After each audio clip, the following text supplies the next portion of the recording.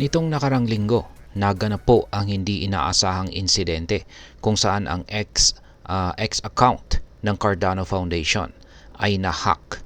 Yan po ang Cardano_CF.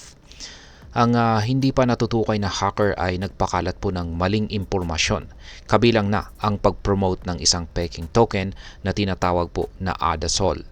Ayon po sa hacker, ang token na ito ay bahagi raw ng isang partnership sa pagitan ni Cardano at Solana na agad namang itinanggi ng foundation.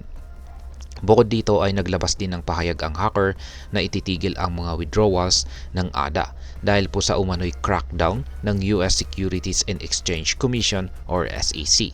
Ang maling balita na ito ay mabilis po na nagdulot ng kalituhan sa market at negatibong epekto sa presyo ni ADA.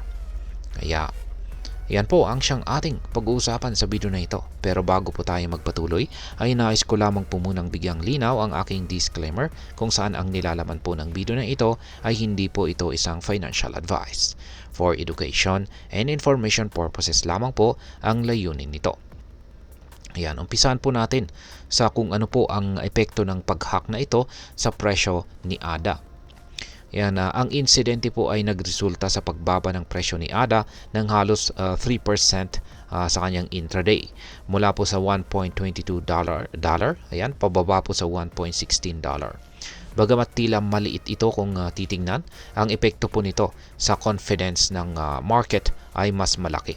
Ang mga ganitong insidente ay nagdadala po ng negatibong sentiment na maaari pong magdulot ng panic selling o biglaang pagbebenta ng mga tokens ng mga nag-aalala or mga nag-aalalang mga investors. Gayunpaman, ayon po sa datos, si ADA ay nagpakita pa rin ng 166% na monthly gains. Ayan, monthly gains. Kung saan ay indikasyon po ito ng malakas na interes mula sa mga investors.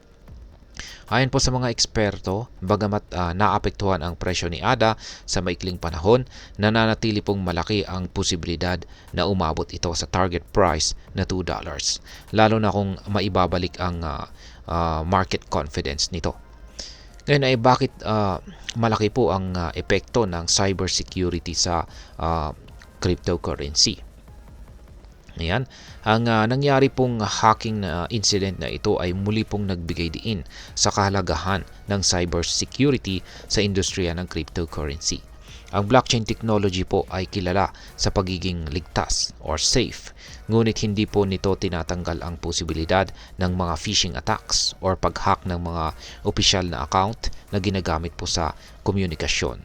Kaya meron po tayong tatlong mga pangunahing epekto ng incidenting ito. Yan, unang-una ay ang pagkawala po ng tiwala ng community. Kapag ang isang official account tulad po ng Cardano Foundation ay nahack, naapektuhan po nito ang reputasyon ng project.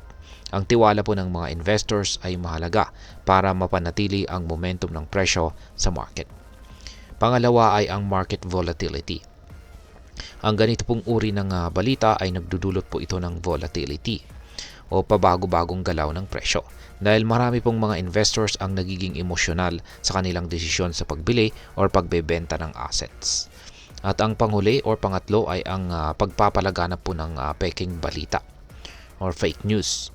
Ang pagpapakalat po ng fake news tulad po ng sinasabing pagtigil ng withdrawals, yan, mula po yan sa hackers, yan, ay maaari pong magdulot ito ng panic sa market, kung saan ay nagre-resulta sa pagbebenta ng mga tokens kahit hindi naman kinakailangan. Ayan, ngayon ay ano naman ang ginawa ng Cardano Foundation dito matapos po ang kanilang naranasang hacking incident na ito. Kaya agad naman po silang tumugon. Yan, ang Cardano Foundation ay tumugon sa pamagitan po ng paglabas ng abiso or warning sa kanilang community na huwag pong pansinin ang anumang post mula sa kanilang X account habang inaayos ang issue na ito. Kasalukuyan po nilang tinutugunan ang insidente sa tulong ng mga eksperto sa cybersecurity upang maiwasan po ang mga ganitong pangyayari sa hinaharap. Bukod po dito ay ipinakita ng kanilang mabilis na aksyon ang kanilang kakayahan na protektahan ang interes ng kanilang community. Sa kabila po ng insidente ay nananatiling aktibo ang foundation sa pagbibigay po ng updates at impormasyon upang mapanatili ang tiwala ng kanilang mga supporters. Ngayon ay paano naman po ito nakakaapekto para sa atin bilang mga Pinoy crypto traders or investors ni Cardano?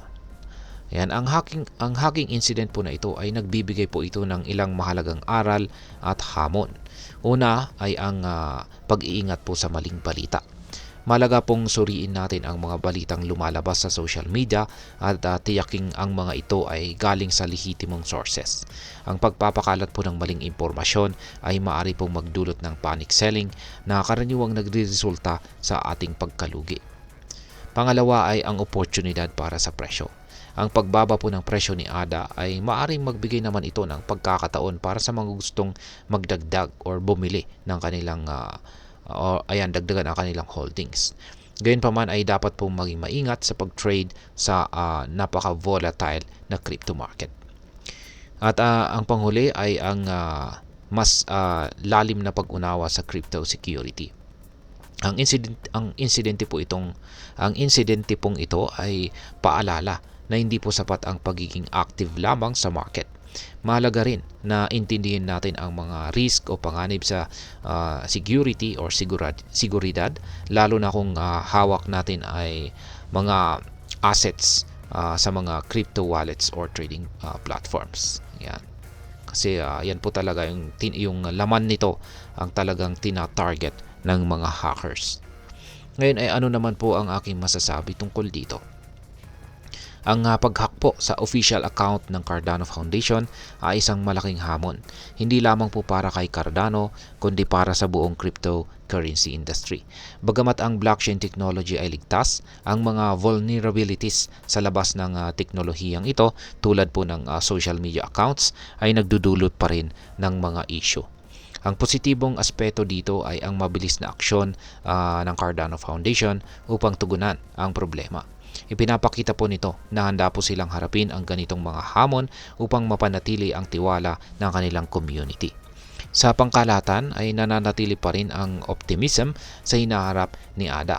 Sa patuloy po na suporta ng malalaking investors at positibong market outlook, malaki po ang posibilidad na maabot nito ang target price na $2. Gayunpaman, bilang mga crypto trader at investor, mahalaga po ang pagkakaroon ng maingat na plano at tamang impormasyon sa bawat galaw sa market. At ayan, hanggang dito na lamang po tayo sa video na ito mga ka-crypto. Sana po ay inyong nagustuhan ang aking paliwanag sa video na ito. Kung inyo po itong nagustuhan, pakiclick lamang po ang like button nito. Marami pong salamat sa panonood, ingat po tayo lagi at God bless po sa ating lahat.